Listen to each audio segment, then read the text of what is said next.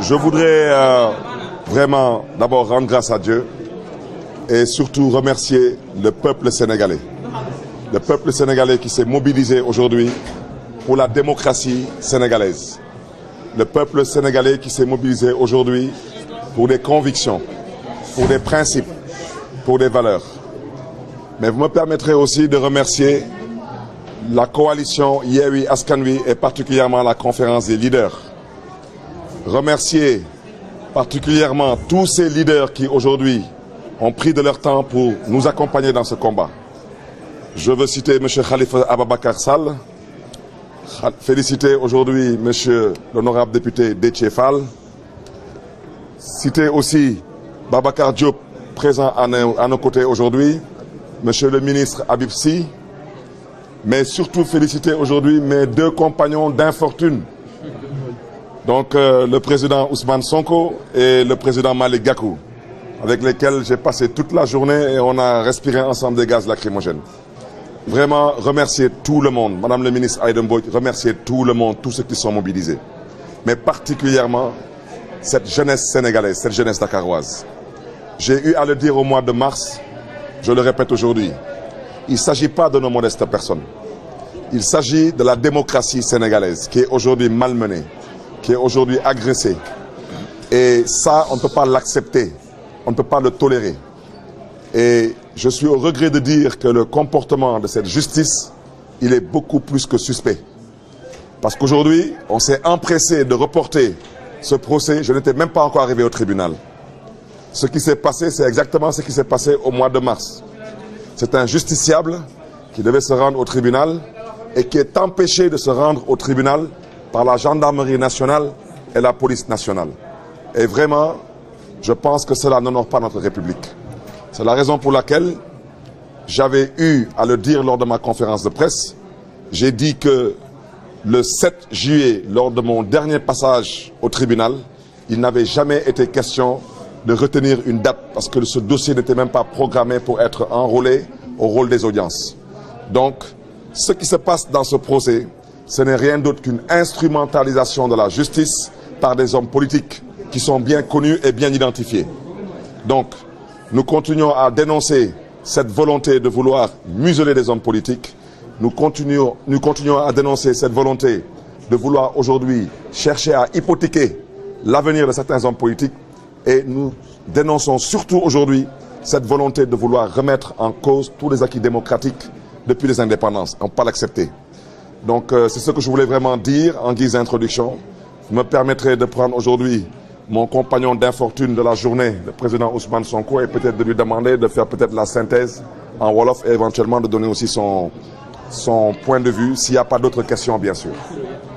Il y a des questions? Allez-y. Excusez-moi. J'ai déjà dit que moi, je ne retournerai pas au tribunal.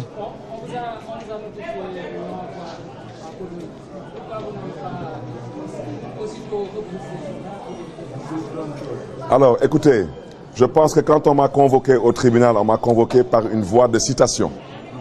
Au nom de quoi vous pensez que moi, je dois renoncer à aller au tribunal parce qu'il y a une information qui circule sur Internet qui vous a dit que ce n'était pas une fake news?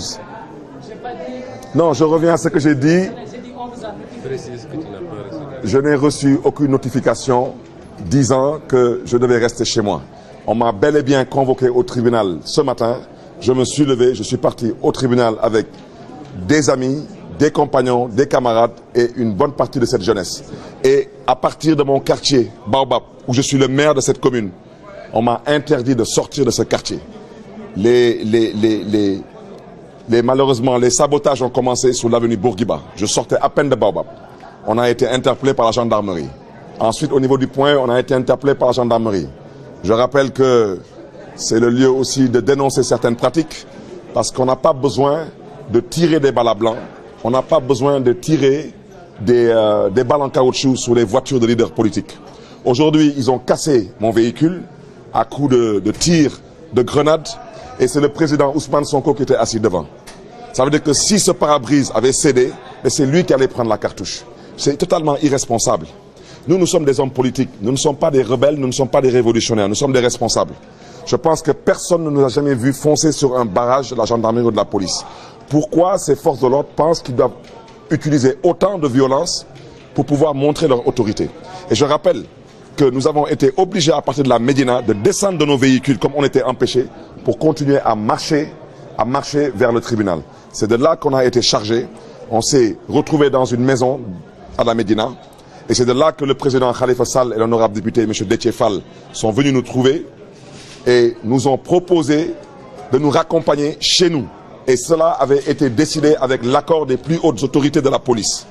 Et je répète, c'est la police elle-même qui est venue nous chercher dans cette maison, en présence du président Khalifa Sall et du député Déthié Fall, qui nous ont escortés à l'extérieur et qui nous ont installés dans le véhicule du président Khalifa Sall. Et qui nous ont proposé de escorter jusqu'ici. Et on les a suivis dans l'escorte. Et tout à coup, ils ont commencé à tirer des grenades lacrymogènes sur la foule. Et on a continué notre chemin. Et arrivé à hauteur du lycée de la Fosse, ils ont arrêté le cortège, ils ont ouvert la porte du véhicule, ils nous ont sortis de force pour nous jeter dans le fourgon blindé de la police. Totalement scandaleux, totalement humiliant et inacceptable dans une république qui se respecte. Je répète au passage, pour ceux qui peut-être ne le savent pas, tous les gens qui ont été malmenés aujourd'hui. M. Malick Gakou a été ancien ministre dans cette république. Ce n'est pas n'importe qui tout de même. M. Ousmane Sonko est parlementaire à l'Assemblée nationale. Dans le même véhicule, il y avait l'honorable député Déthié Fall, tout de même. Apprenez à respecter les gens pour ce qu'ils sont. Ce sont des élus du peuple. On ne peut pas aujourd'hui accepter que le président de la République du Sénégal soit humilié. Eh bien, pourquoi nous devons accepter que des députés du peuple ou des anciens ministres soient humiliés comme ça en pleine rue? C'est totalement inadmissible. Je pense qu'il faudrait lancer un appel aux forces de défense et de sécurité, les appeler à la tenue, à la retenue. Ça ne sert à rien de verser dans le zèle. Nous sommes tous des Sénégalais et nous sommes appelés à diriger ce pays et nous voulons le faire en toute responsabilité.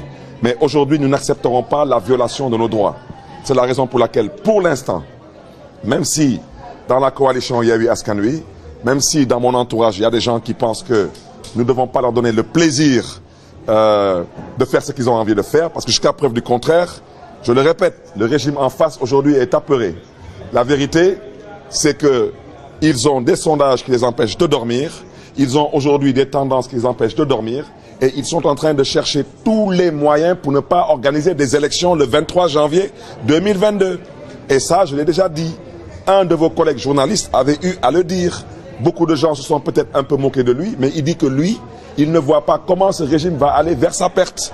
Donc nous le répétons encore, nous sommes candidats aux élections locales du 23 janvier 2022 et ce que nous souhaitons aujourd'hui, c'est pouvoir battre campagne de façon totalement apaisée et qu'on nous laisse la possibilité et la responsabilité de pouvoir exercer nos droits dans une démocratie qui se respecte. Je vous remercie. Oui, je voudrais surtout aussi compatir à la douleur de tous les blessés. Il y a eu beaucoup de blessés, de part et d'autre. Il y a eu des policiers blessés. Nous compatissons à cette douleur. Mais il y a aussi eu beaucoup de Dakarois, des jeunes blessés. Mais le président Malick Gakou aussi est blessé. Il a été vraiment arrêté d'une façon totalement humiliante, avec une agressivité qui ne s'explique pas. Ce monsieur, je le répète, a été ancien ministre de la République, ancien président du Conseil régional de Dakar. Ce qui s'est passé aujourd'hui lors de notre arrestation n'honore pas une République qui se respecte. Je suis désolé. Donc vraiment, on souhaiterait compatir à toute cette douleur que les uns et les autres ont eu à ressentir aujourd'hui.